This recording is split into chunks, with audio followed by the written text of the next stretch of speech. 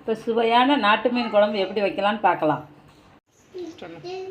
நல்லெண்ணெய் ஊற்றிக்கணும்.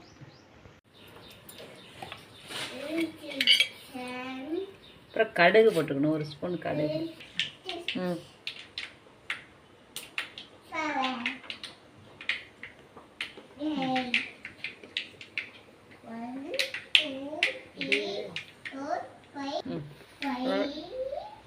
கருவேப்பிலை போடணும்.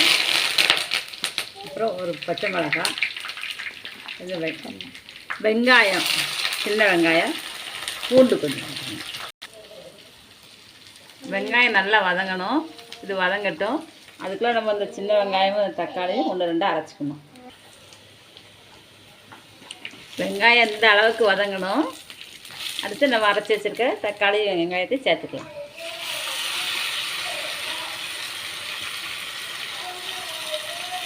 இது ஒரு நிமிஷம், இந்த தக்காளி வெங்காயத்தை கொஞ்சம் 1 நிமிஷம் வேக விடணும்.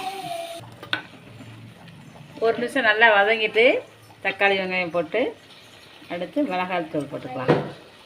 1.5 ஸ்பூன் மிளகாய் தூள், கொஞ்சமாக மஞ்சள் தூள், ஸ்பூன் மல்லித்தூள், 2 ஸ்பூன் மல்லித்தூள். அப்புறம் இதை 1 நிமிஷம் நல்லா வதக்கி விட்டுக்கணும். இந்த மசாலெலாம் போட்டு,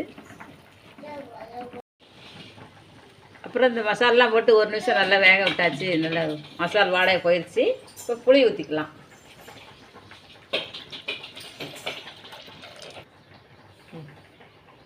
அப்புறம் உப்பு போட்டுக்கலாம், தேவையான அளவு உப்பு போட்டு.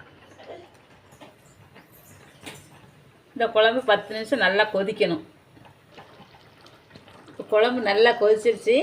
அப்புறம் நாட்டு மீனை கழுவி வச்சுருக்க நாட்டு மீனை போட்டு குழம்புல போட்டு 5 நிமிஷம் சிம்மில் வச்சு இறக்கிடலாம்.